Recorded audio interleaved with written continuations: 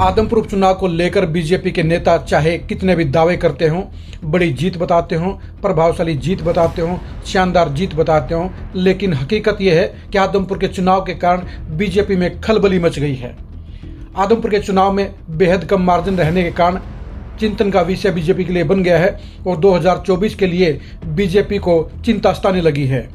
आदमपुर उपचुनाव को लेकर आज बीजेपी की छोटी टोली की बैठक चंडीगढ़ में हो रही है। इस मीटिंग के अंदर बीजेपी हरियाणा प्रभारी विप्लव देव, मुख्यमंत्री मनोहर लाल खट्टर, प्रदेश अध्यक्ष ओम प्रकाश धनखड़ और संगठन मंत्री रविंद्र राजू शामिल होंगे। छोटी टोली का इकट्ठा बैठना यह साबित करता है या इशारा करता है कि आदमपुर उपचुनाव के परिणाम ने बीजेपी को परेशानी में डाला है, बीजेपी के लिए खतरे की घंटी बजाई है और बीजेपी को सोचने के लिए मजबूर किया है। यह हकीकत भी है। बजनाल परिवार का अजय गढ़ होने के नाते आदमपुर में बीजेपी को कम से कम 40,000 वोटों की जीत मिलनी चाहिए थी, क्योंकि 2019 में आदमपुर में जहां कुलदीप बिश्नोई ने 63,000 वोट लिए थे, वहीं बीजेपी के भी 35,000 वोट थे। एक तरह से 98,000 वोट दोनों पार्टियों के थे, लेकिन दोनों पार्टियों के 31,000 वोट कहाँ चले गए पता ही नहीं चला। जी हाँ, कहाँ तो 1 लाख वोटों का टारगेट था और कहाँ 67,000 पर गाड़ी ठिठक गई। आदमपुर के उपचुनाव को लेकर बीजेपी के आंतरिक नेताओं में आंतरिक गुनाकारों ने, आंतरिक स्पेशलों ने साफ साफ बता दिया है कि अगर यही हालात रहे तो 2024 में बड़ी कठिनाई हो सकती है और सत्ता की हैट्रिक लगाने के लिए बड़ी अड़चन आ सकती है। इसलिए आदमपुर उपचुनाव के महज 4 दिन के अंदर ही हरियाणा बीजेपी की छोटी टोली की बैठक आज चंडीगढ़ में हो रही है।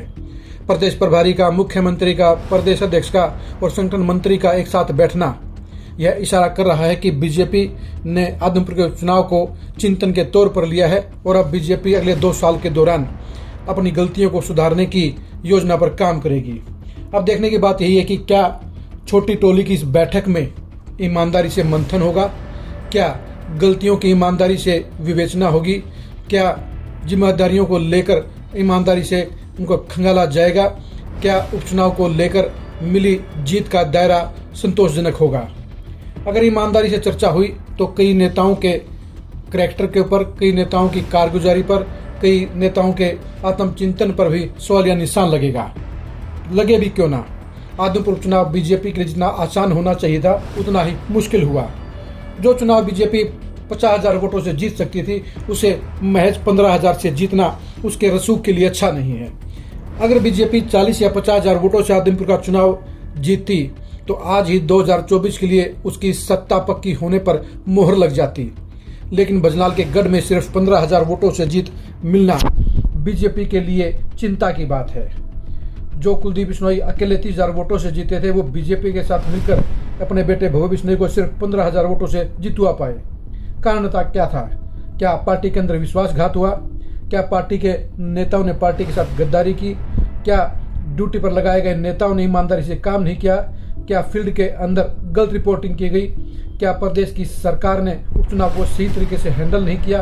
क्या पार्टी के संगठन के बड़े चेहरों ने पार्टी के साथ दगाबाजी की? इन्हीं सारी सवालों का जवाब अगर छोटी टोली में तलाशा गया तो ही इस बैठक सार्थक होगी, नहीं तो इस बैठक का कोई मतलब नहीं निकलेगा, इस बैठक का कोई फायदा नहीं होगा और आने वाले वक्त में बीजेपी के लिए चिंताएं कम होने के बजाय बढ़ती हुई नजर आएंगी। अगर बीजेपी ने ईमानदारी के साथ आदमपुर के चुनाव के परिणाम को खंगाला, उसके आधार पर अगली रणनीति बनाई, पिछली गलतियों से सबक लिए, तो वह बीजेपी के लिए फायदेमंद होगा और 2024 के लिए उसे सत्ता की हैट्रिक लगाने में मदद लगेगी। अगर बीजेपी ने घटा जुटा को गलत लिया, अगर उसने आकलन को गलत फीडबैक किया और आकलन से सबक नहीं लिया, तो बीजेपी के लिए वह आत्मघाती कदम भी साबित हो सकता है।